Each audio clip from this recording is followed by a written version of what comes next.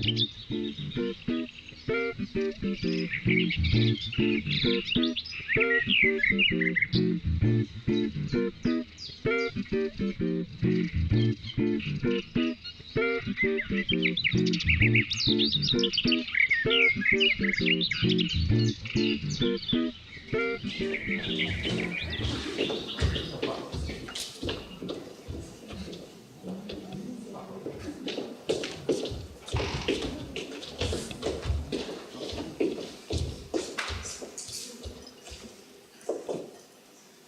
pourriez me rendre mes chaussures? Juste un instant. Non. Juste un instant. Impossible. Il est 6 heures. Je vous les rendrai. C'est juste pour acheter un journal. Non, voyons, c'est ridicule.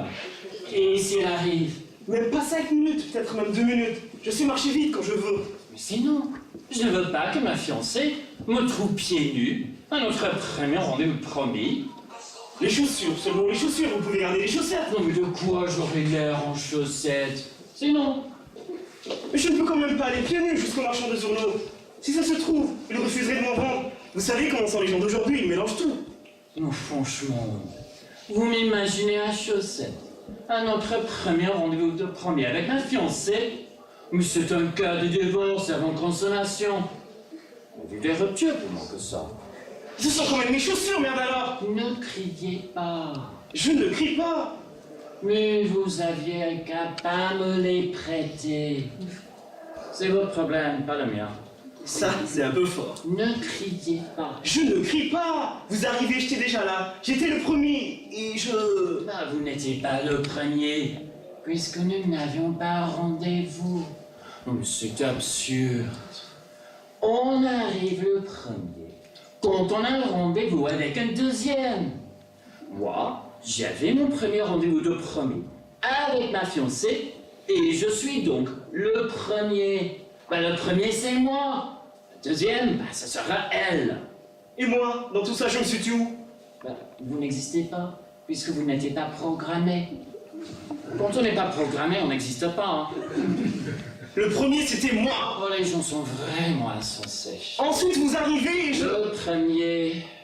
Pieds nus, vrai ou faux? Vrai. Et pourquoi pieds nus, hein? Je vous la pense, là. Vous me la coincez pas du tout. Je vous l'ai déjà dit.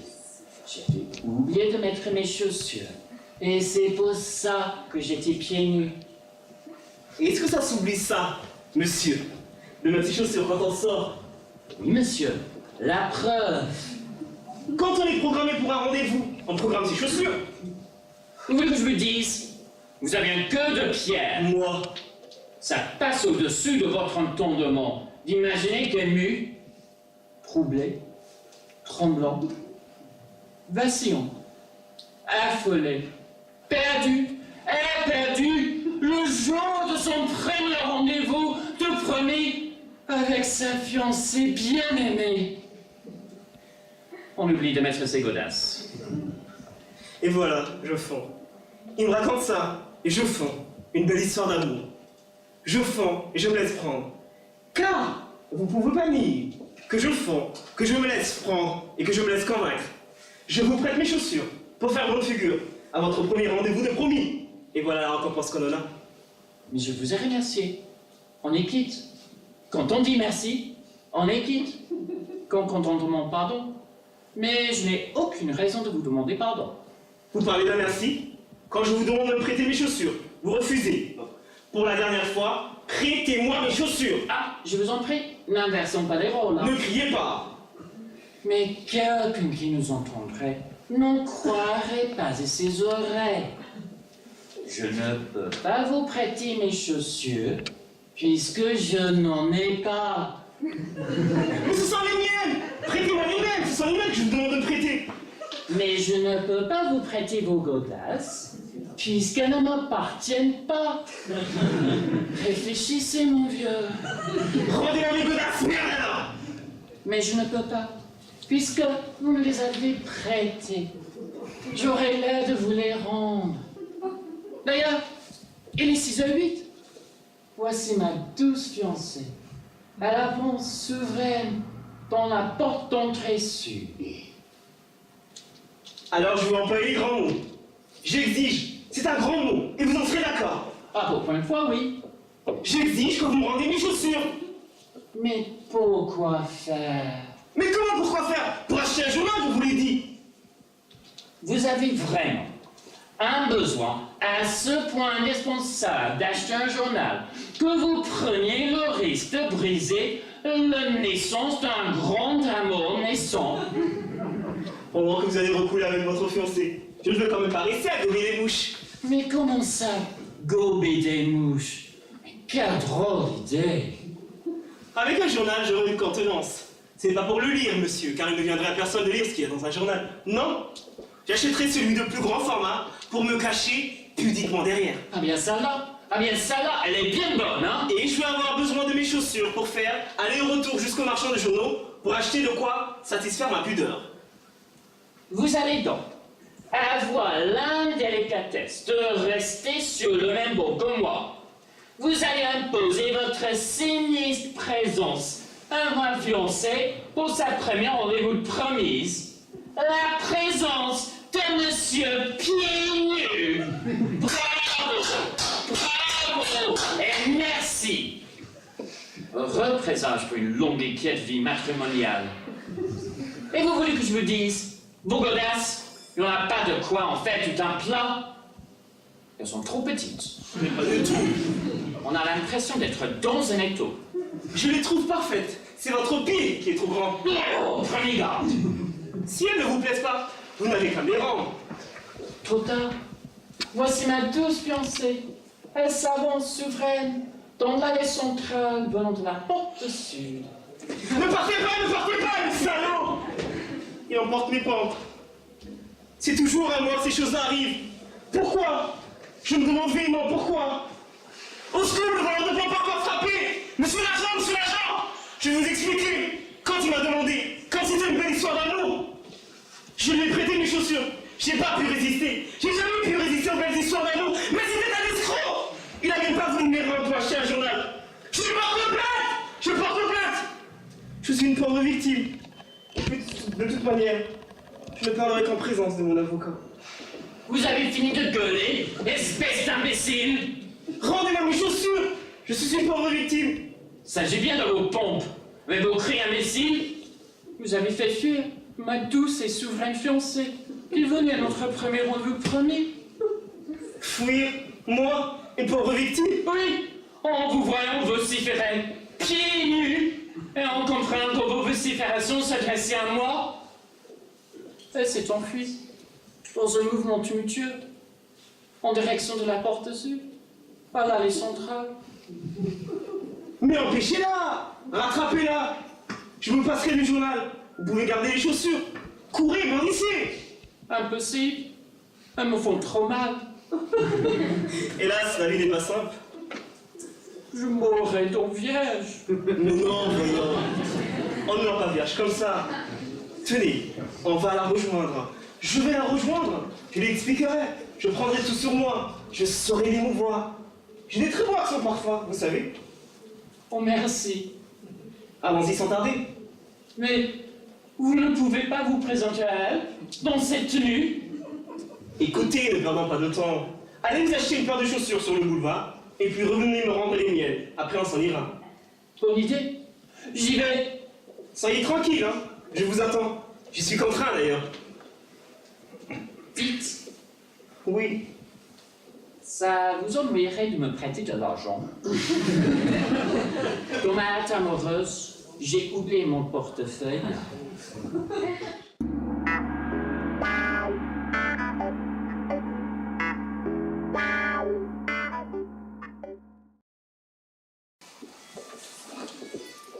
Vous savez, vous ne me faites pas peur. Moi? Pourquoi me dites-vous ça? Parce que hier soir, je suis allé à une séance de judo. Bon, je veux bien voir. Quoi? Je vous fais des peurs? Oh, vous me faisiez un peu peur, oui, comme tout le monde. Je suis d'un naturel craintif. Il n'y a que de jeunes enfants qui ne m'ont jamais fait peur. Et encore, il y en a des gamins de 3-4 ans, sitôt qu'ils ont ne serait-ce qu'une punaise dans la main, ils vous prennent de ces airs méchants. Moi, ils me mettent mal à l'aise. Enfin, il me mettait mal à l'aise parce que maintenant, c'est terminé. Vous n'avez plus peur de rien? Oh, faut pas exagérer. Je crois que je n'arriverai jamais à me débarrasser complètement de certaines craintes que j'éprouve vis-à-vis des animaux de grande taille. Je sais que par exemple, si demain je me retrouve nez à nez dans la rue avec une girafe, je me sauverai. Mais un type qui connaîtrait son judo sur le bout du doigt, mettez-le en face d'une girafe, il ne saurait pas quoi lui faire. On est pris de court avec ce bête-là. Mais un homme, ça, même beaucoup plus grand que moi, donnez-moi n'importe quel passant pris au hasard, je me sens capable de passer par la fenêtre sans qu'il ait temps de s'en apercevoir. Simplement, parce qu'hier soir vous avez assisté à une séance de judo. Oh non, ça n'aurait pas suffi, vous savez, on a beau bien regarder comment ils font. Non, mais ce matin, je suis allé dans un cours et j'ai pris une leçon. Et puis tout à l'heure, j'en ai pris une autre. Alors, je commence à m'y connaître un peu. Oh, il faut des qualités. Vous voulez que je montre une prise? Je veux bien, oui. Bon, mets-vous en face de moi. Ça fait pas mal, non? Oh, pensez-vous, c'est une question de souplesse. Vous allez me donner un grand coup de poing dans le ventre, hein? Moi? Ben oui. Allez, regardez-moi bien comment je vais parer le coup. Remarquez, vous n'aurez peut-être pas le temps, parce que vous allez vous retrouver par terre en moins de 2. Ah, je n'aime pas ça. Vous n'allez pas me dire que vous avez peur, non? Allez-y, un grand coup de poing dans le ventre. Vous y êtes? Allez-y. Oui! Je vous ai fait mal? Un peu, oui, à la brute. Je suis désolé, je crois que vous allez parler au Vous bout. en avez de bonne, j'ai pas eu le temps. Si vous l'avez dit, j'aurais tapé mon foie. Non, j'aurais pu prévenir. J'ai dit 1, 2 et 3. Non, vous n'avez pas dit 3. C'est vrai, j'aurais 2. Là, ça, vous comprenez? Le judo, c'est un sport, c'est pas de la boucherie. Je sais bien, il faudrait que j'apprenne. Ah, ça, c'est un conseil que je vous donne. Après le judo, mon vieux. Mais avec tout ça, je n'ai pas vu votre prise. C'est pas grave, je vous en montre une autre. Vous croyez? Oh, monsieur, que j'en ai toute une gamme, hein, vous savez. Oh. Bon, donnez-moi votre main pour plus de simplicité. Maman? Oui, comme pour dire bonjour.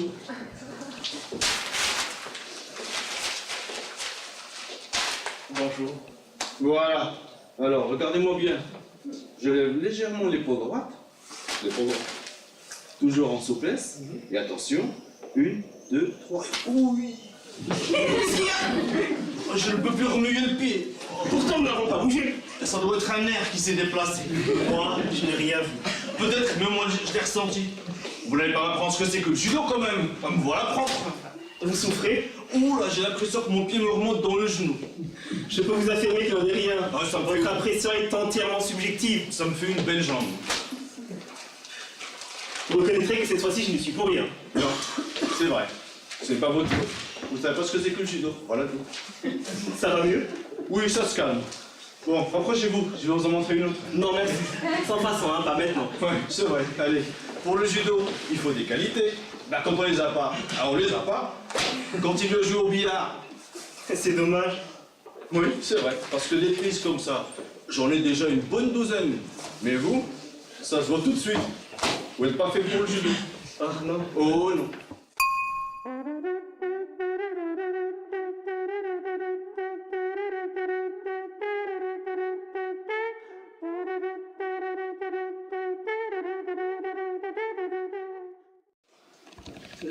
L'alpinisme.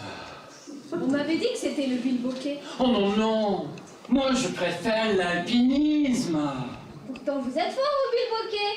Oui, mais l'alpinisme, c'est autre chose. Ça, je ne conteste pas. L'alpinisme et le bilboquet, il serait difficile de trouver plus différent comme sport. Remarquez, l'essentiel aussi bien avec l'alpinisme que le bilboquet, c'est de passer un bon moment. Oui, oui. Mais tout de même, vous savez, l'alpinisme. J'avoue que je suis très mal placée pour en parler. Je connais bien la mer, je connais la campagne, je connais la forêt. Qu'est-ce que je connais encore? Je connais bien la ville, oui. Mais la montagne, alors ça, zéro. Oh là là. Vous avez l'œil vague tout d'un coup. Attendez que je devine à quoi vous pouvez bien penser. À la petite cousine de Georges? Non, Au bilboquet? non. L'alpinisme. Oui, à l'alpinisme. C'est drôle. Moi, quand je pense à l'alpinisme, ça ne me fait rien du tout. Mais bien sûr, vous ne savez pas ce que c'est. La prochaine fois que j'aurai des vacances, j'irai voir comment c'est la montagne. C'est joli, hein? C'est affreux. Faut aimer la montagne, faut aimer les arts. C'est pas votre genre. Vous avez le tempérament classique. Je suis sûr que vous lisez Racine pour vous endormir. Oui, j'aime bien Boileau aussi. J'appelle un chat, 20 fois sur le métier, je remets mon ouvrage. Ce que je consomme mal, bien, s'énonce clairement. Une merveille absurde est pour moi sans appât. Et le vrai peut quelquefois ne pas être vraisemblable. Enfin tout, quoi. Mais j'ai beau être classique, je ne vois pas pourquoi je n'aimerais pas la montagne. Car enfin, il n'est pas de serpents ni de monstres odieux qui par là, limité, ne puissent se plaire aux yeux. Non mais c'est pas pareil. Pour aimer vraiment la montagne, faut être romantique. Ouvrez n'importe quelle manière de l'écriture, vous verrez. Car en Jean-Jacques Rousseau, la montagne, ça n'existait pas. Tenez, un test pour voir si vous êtes capable de comprendre les écrivains postérieurs à Jean-Jacques Rousseau. Essayez de dire, d'un air extasié, c'est affreux! C'est horrible! C'est épouvantable! Quel tempérament romantique vous avez. Moi, je préfère les pickpockets. Même les écrivains modernes, je les comprends. Je vous paie des prunes si vous arrivez à dire convenablement ce qu'ils écrivent. À dire, par exemple, avec un sentiment de jubilation. Oh! C'est dégueulasse! Non, décidément, ce que vous dites de la montagne me tente très peu. J'irai au nord de la Marne pour mes prochaines vacances de Noël, comme d'habitude. Vous n'avez pas le sens de la grandeur. Si, j'aime le château de Versailles. Il est très grand. Si vous voulez dire par là qu'il est plus grand que votre appartement, bien sûr. Mais c'est pas ça que je veux dire. Vous me comprenez pas. Alors, la montagne, c'est affreux? C'est effroyable.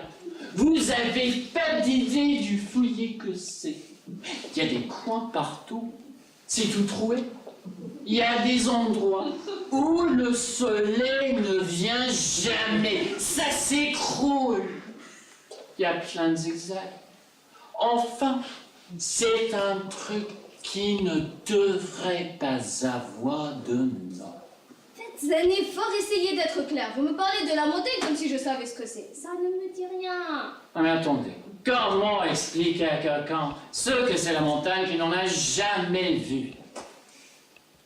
Attendez. Vous avez déjà vu la mer? Oui. Eh bien, c'est pas pareil. Imaginez une mer qui ne bouge pas, mais qui est tout de même des grosses vagues. Pas possible. Si une mer absolument démontée, mais pas liquide. Hein? Une mer qui ne serait pas liquide, ce ne serait pas une mer. D'ailleurs, il lui manquerait quelque chose pour ressembler vraiment à une montagne. Dans la montagne, ce qui frappe au premier coup d'œil, c'est qu'elle est très grosse. On ne peut pas imaginer une chose plus grosse que la montagne. Je pense à une baleine. Bah, tiens. La montagne, c'est une baleine encore plus grosse qu'une baleine. Mettons un tas de baleines. Des baleines qui ne bougeraient pas, qu'on aurait déversées par terre, comme un tas d'ordures. Il manque encore quelque chose. Ce seraient des baleines très accidentées. Plutôt anguleuses qu'oranges, vous voyez. Et pas du tout élastiques. Des baleines bien dures. Je vois plus très bien. Ça ne ressemble plus du tout à des baleines, ce que vous dites. Pas beaucoup, non. Personnellement, l'idée de comparer la montagne à un amas de baleines, ça ne serait jamais venu. Et en quoi c'est fait, la montagne? Je ne peux pas vous dire. En surface, il y a de la terre, des cailloux, de la neige. Mais l'intérieur, on ne peut pas rentrer dedans. Parce que je ne vous l'ai pas dit. Mais dans la montagne, ce qui compte, c'est surtout ce qu'on ne voit pas. Le dedans. Je ne veux pas y aller, ça me ferait peur. Pensez-vous, il y a des hôtels où on se croirait à Paris. Quand même, je n'arrive pas à comprendre comment vous pouvez aimer ça. Vous qui par ailleurs adorez les choses délicieuses, comment peut-on aimer à la fois la montagne et le bilboquet?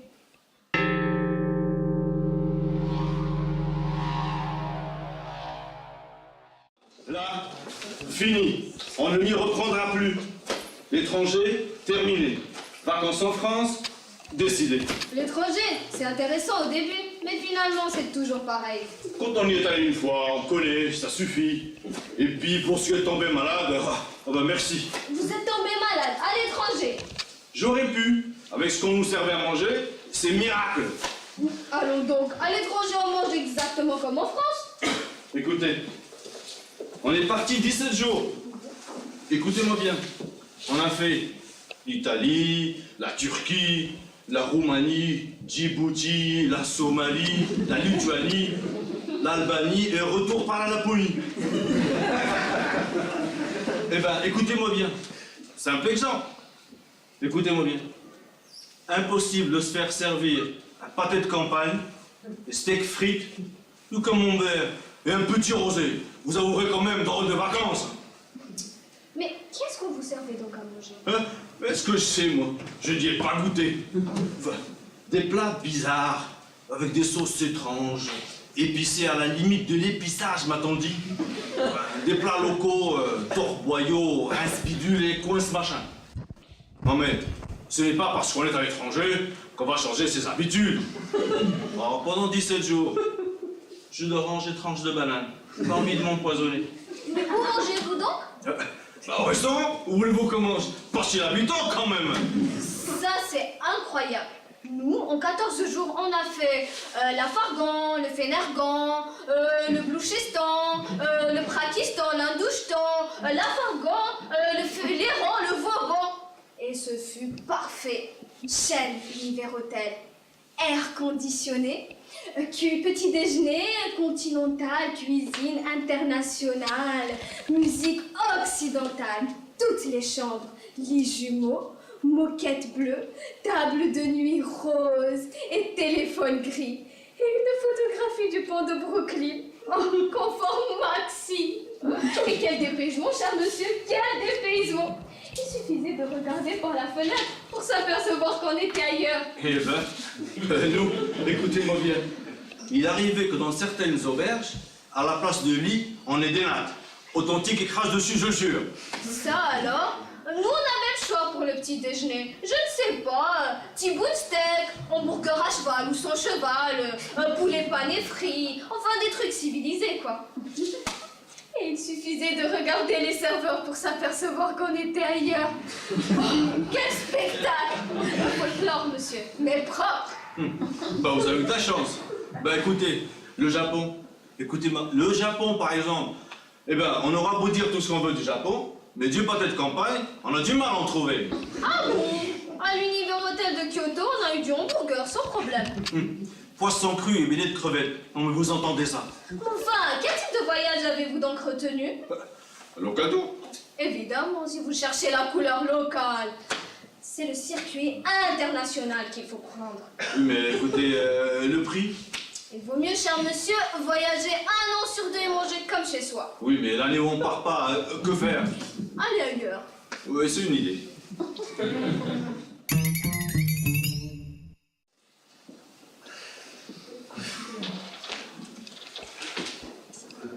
Oh! Regardez! Regardez, monsieur! Pardon? Là! Là! Il y a un chat écrasé dans la chaussée! Où ça? Mais là, écrasé! Assassin! Les automobilistes sont des assassins et des écraseurs de chats! Ils écraseraient n'importe quoi! Et si vous les mettez dedans,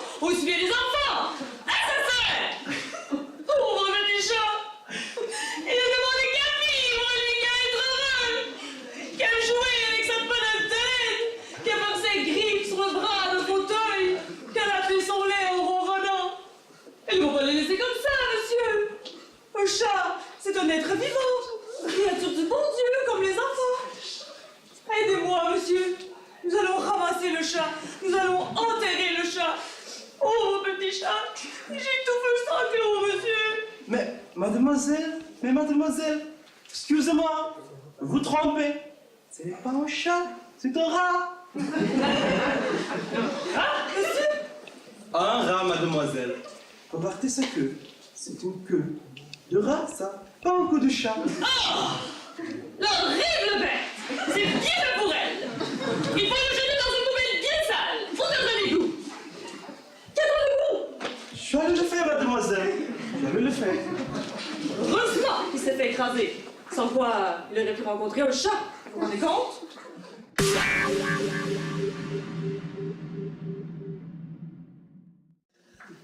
Elle a obtenu son brevet spécialisé de première classe. C'est pas mal. Pour une femme.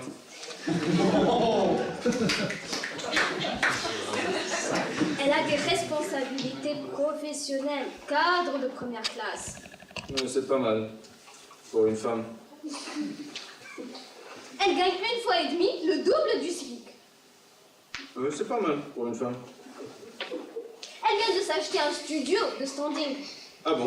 Ouais. C'est pas mal pour une femme. Son patron et son amant. Ah ouais? C'est pas mal. Pour une femme.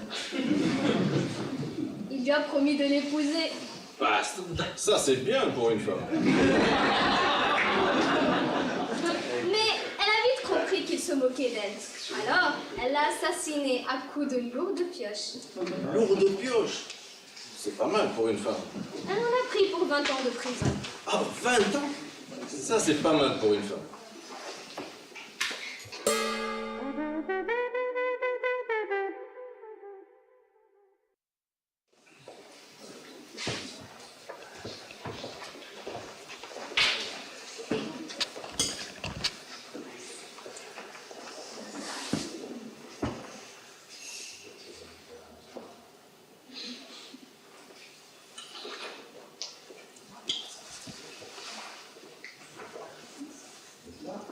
J'évite de manger des nouilles. Ça m'embête. C'est pour moi que vous dites ça. Je parle en général. Les nouilles, ça m'embête. Vous savez aussi bien que moi. Vous savez ça que les nouilles, ça m'embête. Mais non, je ne le sais pas. C'est que vous mangez trop de nouilles. Je ne mange pas trop de nuit. Vous mangez des nouilles? Oui, j'ai mangé des nuits.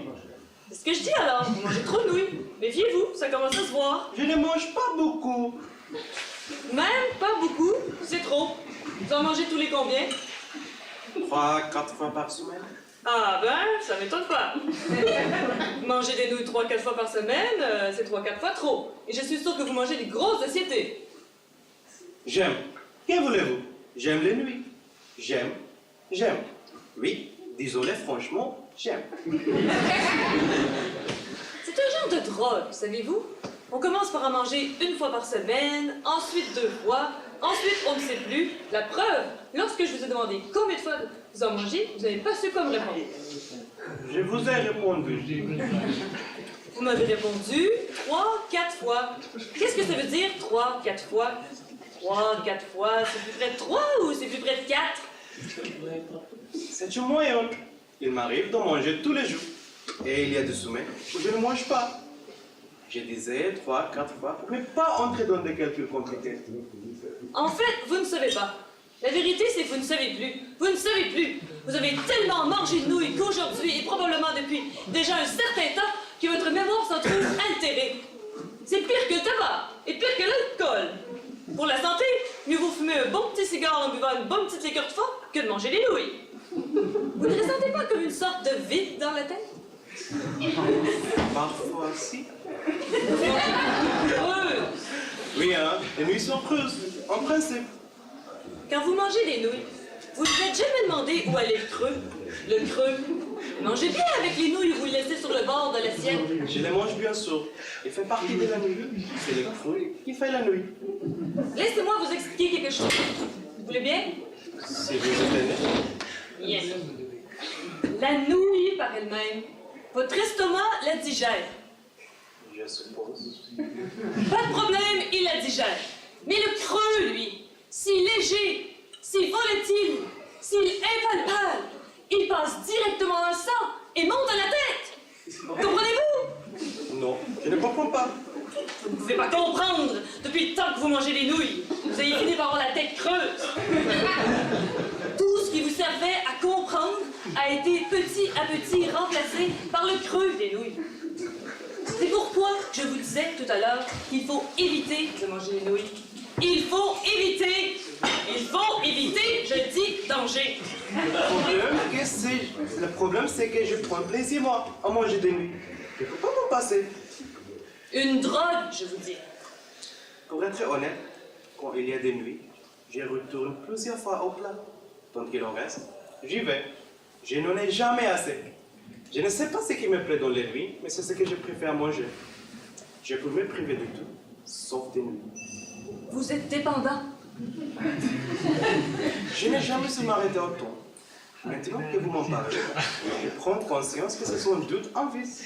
Tout à l'heure, lorsque vous m'aviez dit que vous mangez les nouilles 3-4 fois par semaine, n'auriez-vous pas, pardonnez-moi d'être aussi direct, n'auriez-vous pas tenté de minimiser votre consommation? Vous voyez juste, j'en suis à 6 fois par semaine. Depuis combien d'années? Quasiment depuis ma plus tendre jeunesse. Mon pauvre monsieur! Vous imaginez la quantité de creux que vous avez absorbé durant toutes ces années? Mais vous devez être creux de la tête aux pieds! C'est ce que je pense aussi. Je suis creux. C'est pourquoi j'éprouve le besoin de me remplir des nuits. Et en plus en plus, et encore des nuits. Et des nuits pour remplir tous ces creux que je suis devenu. Et en mangeant des nouilles, vous mangez des creux. Plus vous mangez le creux, plus vous l'augmentez. Car le remède que vous avez choisi est composé du mal dont vous souffrez. C'est exactement ça. Plus je mange de l'écrou pour vaincre l'écrou, plus l'écrou grandit en moi. Où vais-je? Mais tout ce vide en vous, vous finirez un jour par imploser. C'est ce qu'il y a de pire dans le processus de destruction d'un organisme par les nouilles. Je n'ai le vertige. C'est toujours ainsi lorsqu'on s'approche du vide. Tenez la tête droite! Courage! Je vais me mettre au point de terre. Il n'y a pas d'autre solution. L'alimentation respectueuse du corps humain ne doit en aucun cas comporter des produits creux. La pomme de terre est pleine, mangez des pommes de terre. Vous me sauvez la vie. Vous savez des choses que plus de gens savent. Mon savoir est le résultat d'une vie de sacrifice. Car j'aime aussi les nouilles. Les nouilles bien creuses. Mais je m'y défends de toucher. Vous êtes fort, vous. Moi, je suis faible et j'en souffre. Je suis forte, certes, mais j'en souffre autant que vous souffrez d'être faible. Car je vous laisse imaginer à quel genre de calvaire ressemble une vie entière sans nouilles. J'en suis tellement cruellement privée que j'y pense sans arrêt. Le jour, la nuit, et quand j'en rêve, et que cette obsession me poursuit au point que je n'ai plus d'autre sujet de conversation. La nouille! La nouille! La nouille! Et le penser à la nouille comme j'y pense! Oh, ça creuse, mais ça creuse!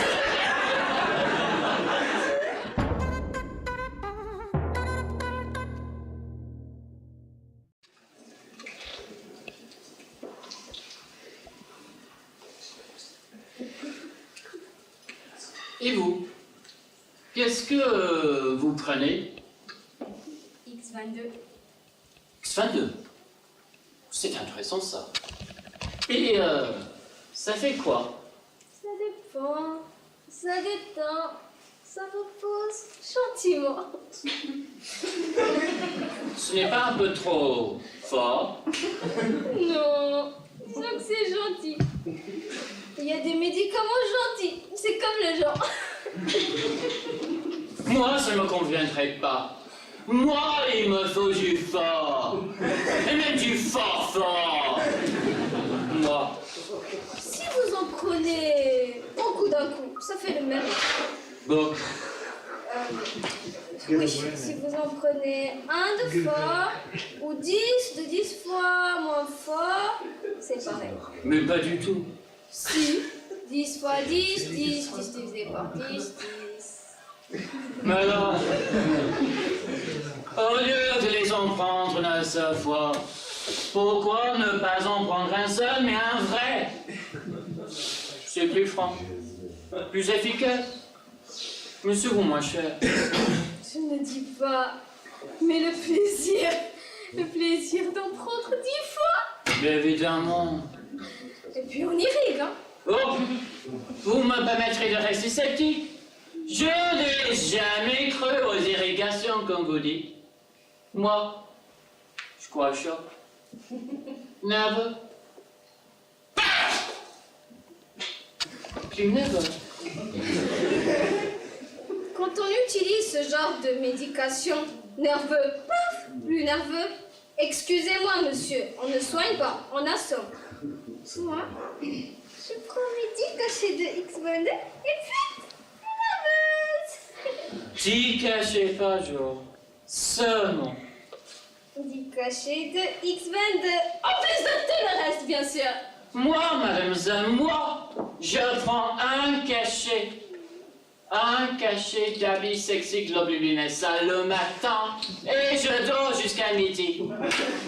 Midi, je prends un autre cachet d'habits sexy globulinescents et je dors jusqu'à 8 heures.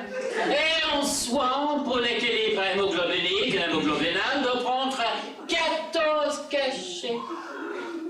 À minuit, je prends un autre cachet d'habits sexy globulinescents et 19 autres cachets pour tempérer l'action des 14 cachets. Je fais pipi, caca, popo et je dors jusqu'au matin. Le matin, ça recommence. Eh bien voilà, chère mademoiselle, je suis bien heureux. Quand même, le but de la vie, c'est quand même bien le bonheur.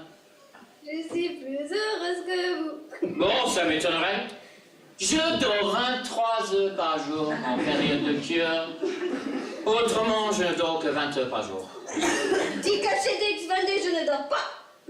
Vous ne dormez pas. Mais comment pouvez-vous être heureux si vous ne dormez pas? Je somnole.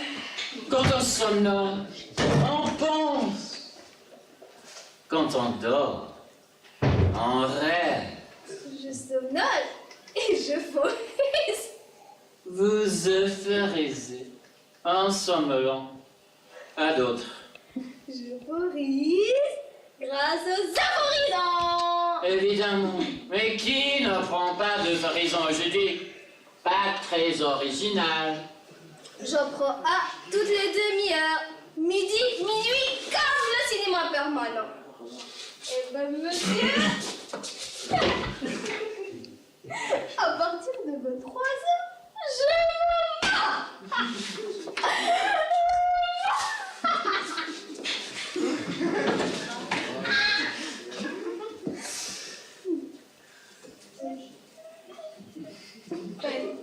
Et 10, 34. Excusez-moi, mais je savais. Et 34 et 37, ça fait combien? Mais qu'est-ce que vous voulez que ça me fasse? Voici les questions. 71, ça fait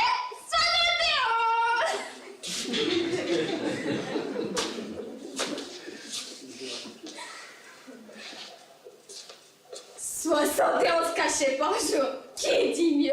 Depuis 4 ans. Il paraît que quand on regarde dans mon estomac à la loupe, il y a une espèce de vase blanche et crémeuse et qui fait des bulles. Ça se remplit doucement, ça se remplit. Vous ne vous sentez pas parfois un peu gonflé, ballonné? Avec un antispasmodique tous les quarts d'heure, c'est difficile. Mais je reconnais. Non, je reconnais. Moi, je n'en suis qu'à 37. Mais qu'à 37, tu es fort. Je dois vous faire un aveu qui blesse ma modestie. Je crois bien que je suis le recordman. En nombre et en temps, résisté depuis 4 ans. La qualité, la force, c'est ça qui est important. Moi, rien que du puissant, du super puissant. de l'hyperpuissant. De quoi tuer un cheval? Mais moi, ça m'endort. J'attends son truc. Ben, chacun son truc, comme vous dites. Heureusement qu'on a ça. Bon, ça, oui. Heureusement qu'on a ça. Il paraît que dans certains pays sous-développés, ils connaissent même pas l'aspirine. Mon Dieu. Comment font-ils quand ils ont mal à la tête? Ben, il paraît qu'il y en a qui ne connaissent même pas le mal de tête. Quand ils ont mal au foie, au ventre? Je sais pas. À l'estomac, au pancréas, à la rate qui se dilate? Je sais pas, je ne sais pas. À l'iléon, au rein? Je ne sais pas ni au dos, ni au nez, ni aux dents. Ah là là, les dents! Et quand ils ont mal au poignet, au dos, au genou? Non, même le cœur. Tout simplement le cœur. Ah là là, le cœur! Crac, le cœur! Quand ils ont mal comme nous. Quand ils ont mal partout. Quand ils ont mal à l'âme. Quand ils ont mal à la vie. Quand ils ont mal de vivre. Quand ils ont mal de tout. Quand ils ont mal d'eux-mêmes. Quand ils ont mal à leur femme, à leur fils, à leur mère, à leur frère, à leur chef, à leur sous-chef, à leurs voisins, à leurs amis, à leurs ennemis. Quand ils ont mal de tout le monde. Quand ils ont mal au monde entier. Quand ils ont mal à leur amour, à la toujours, à leur voiture, le vélo, le dildo. À leur petite vis platinée. À leur boulot, le métro, le dodo, le chauffe-eau. À leur fin de mois, leur crédit, à leur tempérament. À le licenciement. À leur retraite, leur pré-retraite, quoi retraite. À la sécurité, au mauvais coup d'un coin d'un bois. À leur étranger, aux différents. Quand ils ont mal à le télé. Quand ils ont mal à leur grand chambardement, à leur grand cataclysme. Quand ils ont mal à leur fin tragique. Comment fait-il? Mais mon Dieu, comment font-ils? Je pourrais essayer. Avec plaisir. Mais en échange, j'ai l'amabilité de goûter un peu de la B-sexy-globulinessa. Dormir, ça n'a jamais fait de mal à personne. Dormir, c'est la seule chose qui ne fasse jamais de mal.